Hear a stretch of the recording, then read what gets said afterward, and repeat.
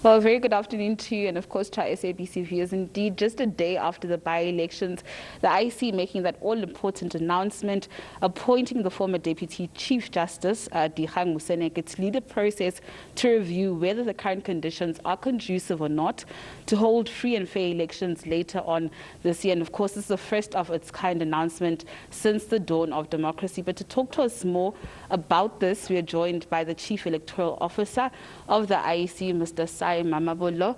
Dr. Mamabolo, thank you so much for joining us in SABC News. Indeed, like I said, this is the first of its kind announcement throughout the history of South Africa since the dawn of democracy because of this unprecedented pandemic of COVID-19.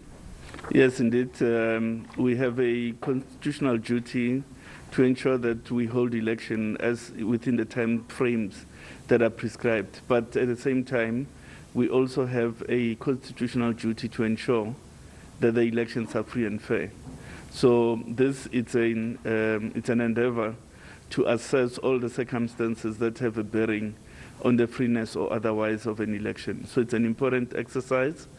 Is balancing the constitutional imperatives, is balancing the health imperatives, and so on. So we are quite keen on the process, as we believe it would give us a proper and systematic assessment of all the factors. Now, I understand that Justice Moseneke has appointed or will appoint a panel, a review panel on this matter. Just tell us more details about that, please.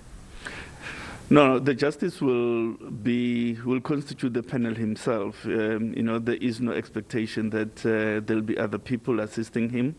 However, there will be researchers with whom he works who will do the research work for him. But with regard to the panel, he is the panel. Aside from political parties that will be engaged on this matter, will members of the public also be engaged? Justice Moseneke will make announcements in terms of who he thinks will be necessary to be consulted on the process.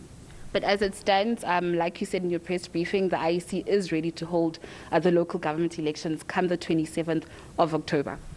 Let's put it this way.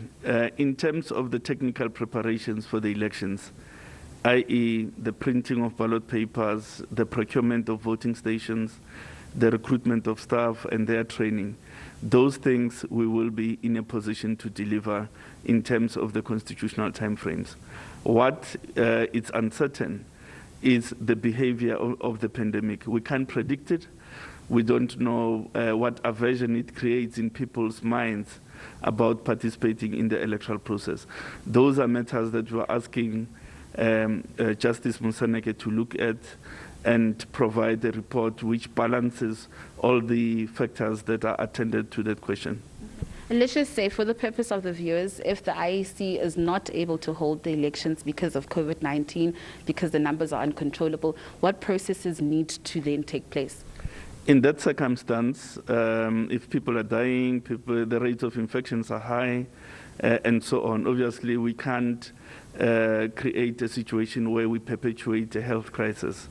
In those circumstances, we'll probably have to approach the Constitutional Court for a remedy that postpones the election for as short a period as is necessary to stave off the infection rate.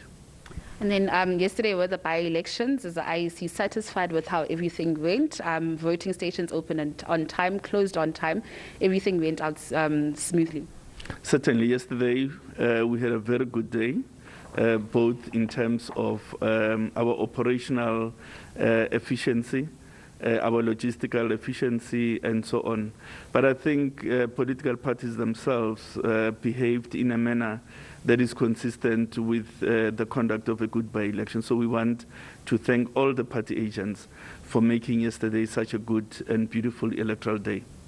Also, just on the IEC's calendar, this weekend is voter registration weekend. Please also remind us about the 30th of June and the 17th and the 18th of July. Yesterday was the second last by-election ahead of the elections. We will have the last by-election on the 30th of June. We are opening stations to register people in the affected wards. Fortunately, it's not a big by-election. There's about 9 wards or so that are due for contest. And after that, once we are done with that by-election, we will have the major registration weekend where we open 23,000 voting stations on the 17th and 18th of July. After that, we will go into the proclamation of the election and the candidate nomination processes and the printing of ballot papers. Okay, thank you so much for your time, Mr. Mababolo. Always a pleasure having you. Thank you. Of course, that was Mr. Mababolo, the Chief Electoral Officer of the IEC, talking about everything around by-elections and, of course, that all-important announcement by the Commission that has appointed the Deputy Chief Justice, Dikgang Moseneke, to lead a process to review whether the current conditions are conducive or not to hold a free and fair elections. And of course, this is in line with Section 14, subsection 4 of the Electoral Commission Act 51 of 1996, which stipulates, and I'll read it out for the viewers, the Commission may, if it deems necessary, publish a report on the likelihood or otherwise that it will be able to ensure that any pending elections will be free and fair. Of course, with that said, back to you in studio.